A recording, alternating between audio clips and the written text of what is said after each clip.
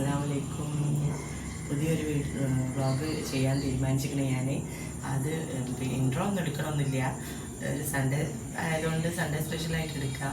അപ്പോൾ ഇന്നൊരു ഉച്ചക്കത്തെ ഒരു ഫുഡിൻ്റെ എടുക്കാമെന്ന് വിചാരിച്ചു. മൂപ്പര് മീൻ വന്നപ്പോൾ മീൻ കൊണ്ടൊരു ബിരിയാണി ഉണ്ടാക്കാമല്ലോ എന്ന് വിചാരിച്ചു. അപ്പോൾ എല്ലാവരും വീഡിയോ ഒന്ന് കാണണം, ലൈക്ക് ചെയ്യുക, ഷെയർ ചെയ്യുക ചെയ്യണം കേട്ടോ കണ്ടിട്ട്. പിന്നെ വീഡിയോയിൽ എന്തെങ്കിലുമൊക്കെ തെറ്റുണ്ടെങ്കിൽ നിങ്ങൾ ക്ഷമിക്കണം. അപ്പോൾ എല്ലാവരും സപ്പോർട്ട് ചെയ്യണമായിരുന്നു, ഇനിയും സപ്പോർട്ട് ചെയ്യണം. അപ്പോൾ ഞാനൊന്ന് ഉച്ചക്കത്തെ ബിരിയാണി ഒന്ന് ഉണ്ടാക്കണം, നമുക്ക് നോക്കിയാലോ. ഇതാ പച്ചമുളക്, തക്കാളി, മല്ലിച്ചപ്പ്, കറിവേപ്പില, ഇഞ്ചി, വെളുത്തുള്ളി, ഇത് മല്ലിച്ചപ്പ്, ഇതൊക്കെ ചുവന്നുള്ളി പൊരിച്ച് വെച്ചത്, ഉള്ളി അരിഞ്ഞ് വെച്ചിട്ടുണ്ട്, മീനൊക്കെ കായം തേച്ച് വെച്ചിട്ടുണ്ട്, തൈര് ഇവിടെ വെച്ചിട്ടുണ്ട് കേട്ടോ. പിന്നെ അരിയൊക്കെ എടുത്ത് വെച്ച് റെഡിയാക്കി വെച്ചിട്ടുണ്ട്. ഇനി നമുക്കിത് മസാലകളൊക്കെ റെഡിയാക്കാം. പിന്നെ ചീനച്ചട്ടി, ഞാൻ മീൻ പൊരിക്കാനുള്ള ചീനച്ചട്ടി വെച്ചിട്ടുണ്ട്, ചെമ്പട്ടി വെച്ച് ഉള്ളി നമുക്കൊരു ഭാഗത്തുനിന്ന് അങ്ങനെ വഴറ്റിയെടുക്കാം കേട്ടോ. പിന്നെ കുറച്ച് ഓയിലൊക്കെ എടുക്കുള്ളൂ, എനിക്ക് പേടിയാണ് കണ്ടമാനം ഓയിലെടുത്ത് വെക്കാൻ. ഇതാ ഉള്ളിയൊക്കെ ഇട്ട് പിന്നെ ഇഞ്ചി വെളുത്തുള്ളിയൊക്കെ ഇട്ട് നല്ലോണം വഴറ്റി കൊടുക്കുക. അതിലേക്ക് ആവശ്യത്തിന് പച്ചമുളക്, എരിവ് അനുസരിച്ചിട്ട് ഇട്ടാൽ മതി. കുട്ടികളൊക്കെ ഉള്ളതിനെ കൊണ്ട് അവർക്ക് ഒരുപാട് എരിവ് പറ്റില്ല. അത് തക്കാളി ഇട്ട് കൊടുത്ത് നല്ലോണം വാടി വരുമ്പോൾ മല്ലിച്ചപ്പ്, കറിവേപ്പിലൊക്കെ ഇട്ട് കൊടുക്കുക. ചിലർ വെന്ത് കഴിഞ്ഞിട്ടിടും, ഞാനിപ്പോൾ ഇട്ട് കൊടുക്കുകയാണ് കേട്ടോ. മല്ലിച്ചപ്പ്, കറിവേപ്പിലൊക്കെ ഇട്ട് നല്ലോണം മിക്സ് ചെയ്ത് ഇനി പൊടികളൊക്കെ ഇടാം കേട്ടോ. മല്ലിപ്പൊടി, ചിക്കൻ മസാല, ബിരിയാണി മസാല ഒക്കെ ഇട്ട് നന്നായിട്ട് മിക്സാക്കി തൈരും കുറച്ച് ഒഴിച്ചു കൊടുത്തിട്ടുണ്ട്.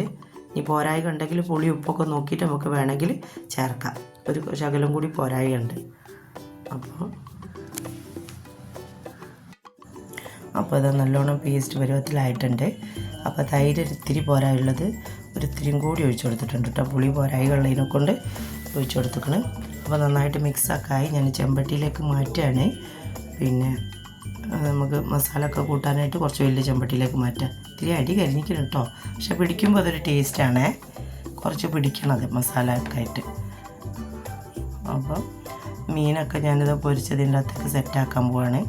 പിന്നെ പൊരിച്ചൊക്കെ റെഡി ആയിക്കണം കേട്ടോ. അതാ ഓൾമോസ്റ്റ് സെറ്റായിട്ടുണ്ടത്. പിന്നെ ഇനിയിപ്പോൾ അതിനിടെ കൂടെ ഞാൻ അരി തിളപ്പിക്കാൻ വെച്ചിട്ടുണ്ട്. അതൊക്കെ ആയി, വെള്ളം വെച്ചിട്ടുണ്ട് അരി തിളപ്പിക്കാൻ. ഏകദേശം തിളച്ച് വരുന്നുണ്ട് കേട്ടോ വെള്ളം. അപ്പം അരി കഴുകാം നമുക്ക്. അതിനിടെ കൂടെ കോഴി ഞാൻ കായം തേച്ച് വെച്ചിട്ടുണ്ടായിരുന്നു, 2 കഷ്ണം, അത് പൊരിക്കാൻ വെച്ചിട്ടുണ്ട്.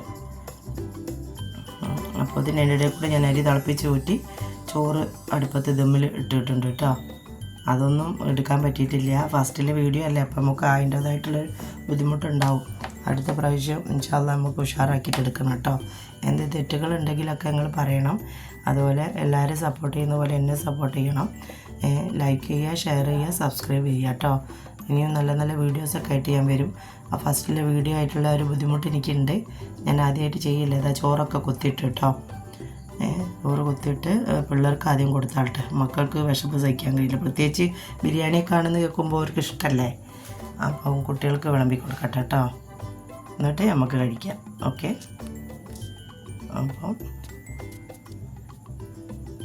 അപ്പോൾ വരുന്ന കഴിച്ചാലോ. അതാ പിള്ളേർ കഴിക്കുന്നുണ്ട് കേട്ടോ. ഓരോട് ചോദിക്കാണ് രസമുണ്ടോ എന്നൊക്കെ ചോദിക്കുന്നുണ്ട്. അപ്പം ഇത്രയൊക്കെ തന്നെ ഉള്ളൂ ഇന്നത്തെ വീഡിയോ. ഇനി അടുത്ത വീഡിയോ ആയിട്ട് വരും. അപ്പം ടാറ്റാ.